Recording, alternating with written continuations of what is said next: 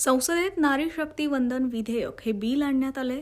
या विधेयकावर चर्चा होत असताना विरोधकांनी मोदी सरकारला चांगलेच टोले लगावलेत, तर भाजप आणि त्यांच्या मित्रपक्षांनीही या नव्या कायद्याचं समर्थन करत विरोधकांवर जोरदार पलटवार केलाय।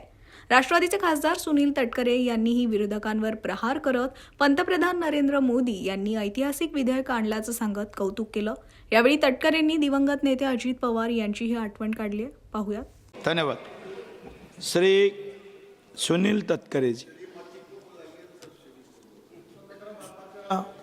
गौरवशाली इतिहासात आपल्या प्रखर राजकीय इच्छाशक्तीने पंतप्रधान नरेंद्र मोदी साहेबांनी जे ऐतिहासिक विधेयक या ठिकाणी महिला आरक्षणाचं आणलं, त्यावरती राष्ट्रवादी काँग्रेस पक्षाचा एक कार्यकर्ता म्हणून मला बोलण्याची संधी मिळाली, याच्याबद्दलचा मी आनंद या ठिकाणी व्यक्त करतो।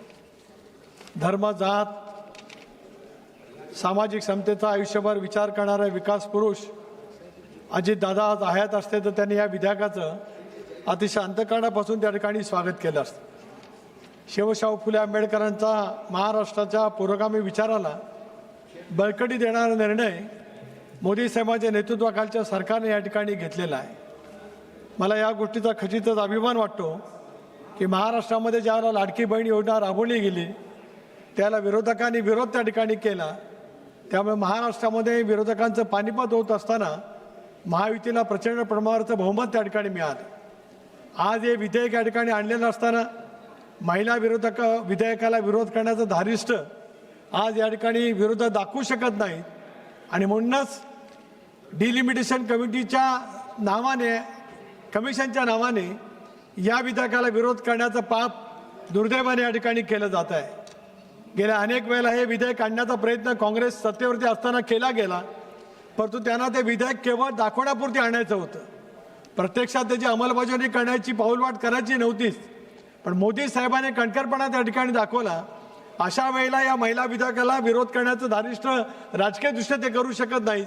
अगोदरच 14, 19, 24 देशभरामध्ये ज्या पद्धतीने विरोधकांचं पानिपत त्या ठिकाणी झालं, अशा वेळेला या विधेयकाला विरोध केला तर 29 मध्ये काय होईल याची भ्रांत त्यांना अगोदरच पडलेली असल्यामुळेच आता डिलिमिटेशन कमिटीच्या नावाने, आयोगाच्या नावाने त्या ठिकाणी ते विरोध करण्याचा प्रयत्न करतायत।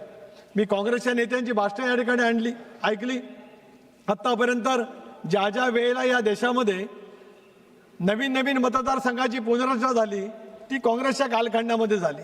अनेक नेत्यांनी या ठिकाणी भाषणे केली, परंतु 2009 मध्ये झालेलं जे डिलिमिटेशन कमी झालं या देशभरामध्ये त्याचा उल्लेख कोणी त्या ठिकाणी केला नाही। अगदी ग्रामपंचायतीचं विभाजन करत त्यावेळेला मतदारसंघाची पुनर्रचना झाली। आता मात्र एक वेगळ्या भूमिका त्या ठिकाणी मांडण्याचा प्रयत्न केला जातोय। खरं तर पंतप्रधान मोदयांनी स्पष्ट केलं आज आपले विचार या ठिकाणी मांडत असतानाच की प्रत्येक राज्यामध्ये समान पद्धतीच्या जागा वाढल्या जातील। उदाहरणार्थ महाराष्ट्रामध्ये 48 जागा असतील तर त्या ठिकाणी 24 जागा वाढतील।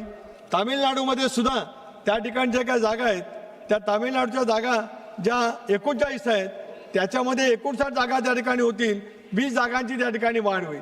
पण केवळ आपल्या राजकीय भवितव्याचा विचार करत या विधेयकाला विरोध करण्याचा प्रयत्न दुर्दैवाने त्या ठिकाणी केला जातोय।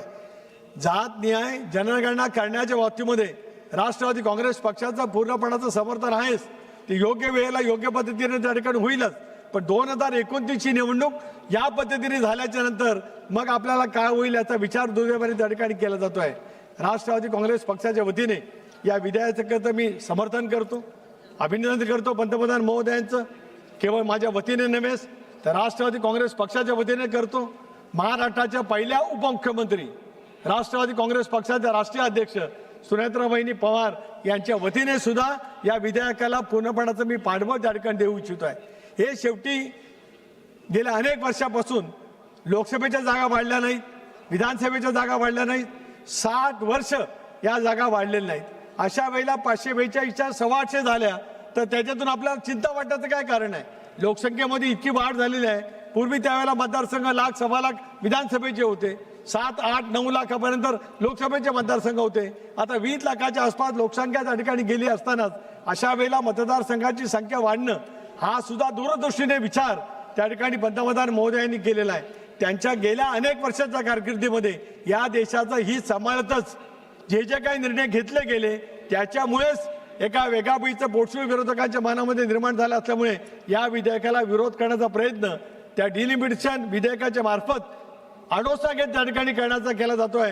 त्याचा तीव्र शब्दामध्ये या ठिकाणी मी विरोध करतो. पुन्हा एकदा एक क्रांतिकारी विधेयक आज या ठिकाणी जे काही महिलांच्या दृष्टिकोनातून आणलं गेलेलं आहे, जगाच्या पाठीवरती देश सशक्त बनण्याचा प्रयत्न मोदी साहेबांच्या नेतृत्वाखाली त्या ठिकाणी केला जात असतानाच या विधेयकाच्या पाठीमागे ठामपणाने उभं राहणं हे आपलं सर्वांचं कर्तव्य आहे असं मी या ठिकाणी मानतो. पुन्हा एकदा राष्ट्रवादी काँग्रेस पक्षाच्या वतीने समर्थन देतो आणि थांबतो. जय हिंद, जय महाराष्ट्र, जय जिजाऊ, जय शिवराय.